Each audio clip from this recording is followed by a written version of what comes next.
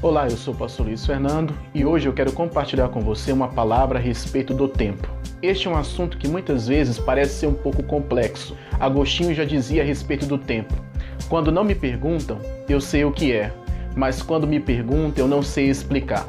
Porém, nós iremos ver alguns princípios à luz da palavra de Deus a respeito do assunto. Em Eclesiastes capítulo 3, versículo 1 diz: tudo tem o seu tempo determinado, e há tempo para todo o propósito debaixo do céu. Este é um versículo muito conhecido do livro de Eclesiastes e é o capítulo que mais fala sobre o assunto do tempo em toda a Bíblia. O interessante é que na versão grega do Antigo Testamento, duas palavras diferentes foram utilizadas para se referir a tempo neste mesmo versículo, as palavras cronos e kairos, o que ficaria mais ou menos assim: tudo tem o seu cronos determinado, e há um kairos para todo o propósito debaixo do céu. E o que significam essas duas palavras? A palavra cronos significa tempo no aspecto quantitativo. Representa o tempo contínuo, linear e mensurável. É o tempo que é possível medir, como por exemplo as horas, os dias, os meses e os anos, e geralmente está dividido em três esferas: passado, presente e futuro. Ou seja, é o tempo em que todo ser humano está submetido. Portanto, concluímos que este é o tempo do homem. Por outro lado, temos a palavra kairos, que significa tempo no aspecto qualitativo. Representa o tempo oportuno, divino e supremo. É o tempo pré-estabelecido por Deus para cumprir determinados propósitos em nossa vida. Diferentemente do cronos, o kairos não pode ser estudado, pois apenas podemos conhecê-lo no exato momento em que ele se manifesta. A teologia cristã define kairos como sendo o tempo de Deus. Quando entendemos a diferença entre esses dois aspectos de tempo, podemos perceber que o nosso tempo não é o tempo de Deus. Isto quer dizer que existem algumas coisas que irão se cumprir em nossa vida no exato e preciso momento determinado por Deus. Portanto, precisamos saber nos comportar com as atitudes corretas enquanto nós aguardamos o tempo de Deus se cumprir em nossa vida. E quais devem ser as nossas atitudes enquanto esperamos o tempo de Deus? Em primeiro lugar, precisamos ter paciência. E a paciência é fundamental porque vivemos em uma geração que não está acostumada a esperar. Com a facilidade que a tecnologia nos traz, muitas vezes nós estamos acostumados a obter as coisas de maneira muito rápida. E não há nada de errado nisso.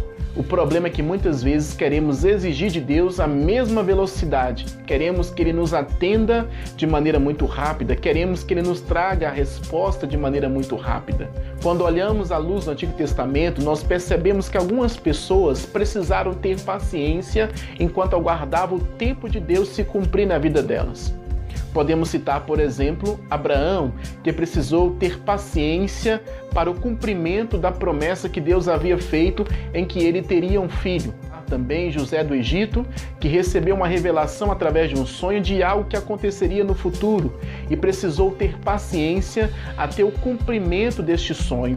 Também temos como exemplo Davi, que foi ungido muito jovem como rei de Israel, mas precisou ter paciência até que de fato tomasse posse do reino. Não é à toa que o próprio Davi diz no Salmo 40, versículo 1: esperei com paciência no Senhor, e ele se inclinou para mim e ouviu o meu clamor. Em Hebreus capítulo 6, versículo 12, a Bíblia também nos diz que devemos ser imitadores daqueles que pela fé e paciência herdam as promessas. Portanto, o primeiro princípio importante para que possamos aguardar o tempo de Deus em nossa vida é ter paciência. Em segundo lugar, precisamos também controlar toda a ansiedade. Geralmente, enquanto aguardamos algo importante acontecer em nossa vida, é muito comum ficarmos ansiosos. A ansiedade representa uma preocupação exagerada do futuro e geralmente está ligada a um aspecto negativo, onde muitas pessoas sofrem por antecipação por algo que ainda nem aconteceu. Porém, a Bíblia nos orienta, em 1 Pedro capítulo 5, versículo 7, que devemos lançar sobre o Senhor toda a nossa ansiedade, porque Ele tem cuidado de nós. E como nós podemos lançar sobre o Senhor nossa ansiedade? O apóstolo Paulo responde a essa pergunta em Filipenses capítulo 4, versículo 6, quando ele diz: não andeis ansiosos por coisa alguma, antes façam conhecidas diante do Senhor as vossas petições pela oração e súplica com ações de graças. Ou seja, a maneira certa de lançar sobre Deus a nossa ansiedade é levando até Ele as nossas preocupações através da oração.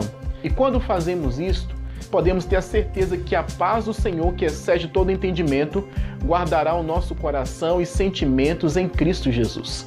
Portanto, este é o segundo princípio, precisamos controlar toda a ansiedade. Mas existe também um terceiro princípio muito importante, precisamos reafirmar a bondade de Deus. A Bíblia diz no Salmo 118 que o Senhor é bom e a sua misericórdia dura para sempre. E por que isso é importante? Porque muitas vezes definimos Deus conforme as circunstâncias.